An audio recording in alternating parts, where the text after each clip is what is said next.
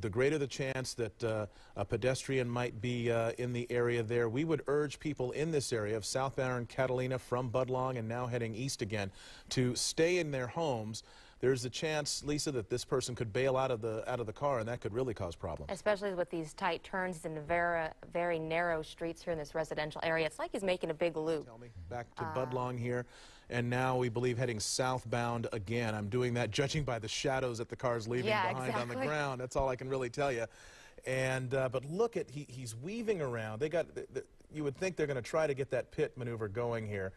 Here's another view now, and I understand airspace. We're cooperating with Hawthorne right now. They're trying to get us into the airspace. Looks like he'll make a southbound turn here. We have pedestrians in the intersection. That'll be on Normandy, so we'll see if he tries to go north or south on Normandy. Looks like southbound on Normandy, but in northbound traffic, trying to weave his way in and around those cars. As best as we can tell, just one person in that car right now. Rush hour traffic on surface streets here. This is just an incredible situation. Now, this is a suspected drunk driver, also wanted in connection with an assault with a deadly weapon. A little breathing room on Rosecrans, so hang out with us. We'll keep the helicopter overhead as we follow that pursuit eastbound on Rosecrans, and we'll see where this guy goes next. Yeah, you mentioned breathing room, but we're all holding our breath here because he's going down the middle of the street, at times veering into opposing traffic lanes. He seems to have no qualms at all about doing that, and every time he does, that really puts people at risk. Now he's heading, I believe, back northbound again. Is that correct? And going into, coming up on Figueroa now, and looks like he might make a right turn here. We'll see where he goes.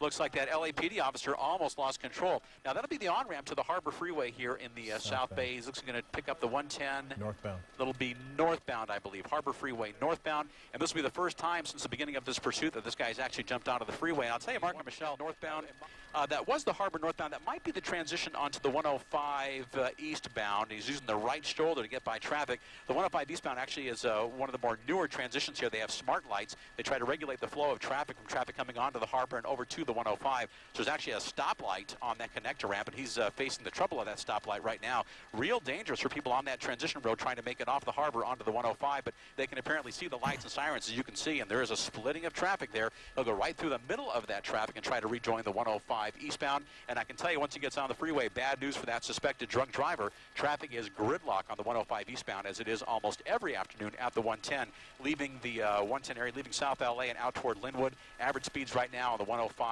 about 10 to 15 miles per hour. So he's going to find himself boxed in here with nowhere to go. This is where it gets real dangerous, particularly if that suspect tries to get out of the car and confronts police officers, Mark. Yeah, they really don't want him jumping out of the car at this point because the danger with all those people around him. But now look at him. He's really trying to make a move here. This is still, he's going in the proper direction.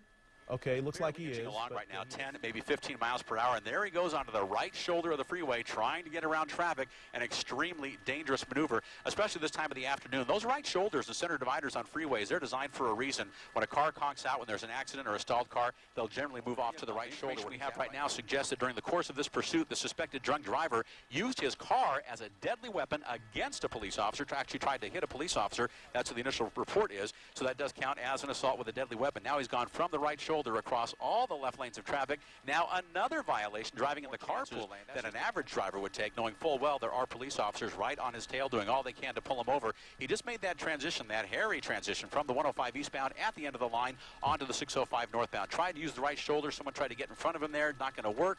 If he continues north on the 605, traffic in this part of town every day without fail, no matter what. 605 northbound between the 105 and the 5, coming up from Norwalk over toward Downey and Santa Fe Springs, always just a real jam up of traffic.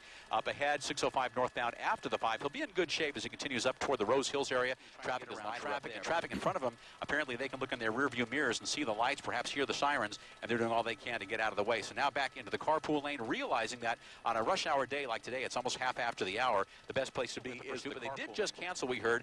They were calling in help of CHP officers. They're canceling that. He's got a cup. He's drinking something, whatever it was. He just threw it out the window. Well, it's the information we had from LAPD officers. He's got a hold of it still. He's got a hold of it still, and he's contents in it. Yeah, he's either dumping it out or maybe he doesn't want to litter. Maybe he doesn't want to add that to the charge. 605 northbound. Now we'll see if he makes a left or a right.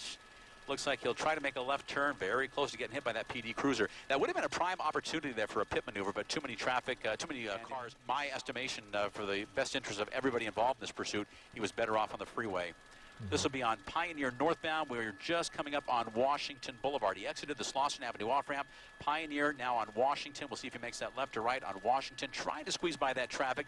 Narrowly missing that tan car, ready to make a left turn. That'll be continuing now northbound on Pioneer. This is Pioneer where it parallels the 605 freeway in the Whittier area. This will be Whittier, Pico Rivera on the east side of the freeways. You can see by all the homes here in the area, this is a residential area. Now, here's the payoff. He's coming to a complete stop, pulling over to the right shoulder. And let's see if he complies with officers. If he shows any signs of belligerence towards officers, this could be a real serious problem. You'll see police officers outside their car right now.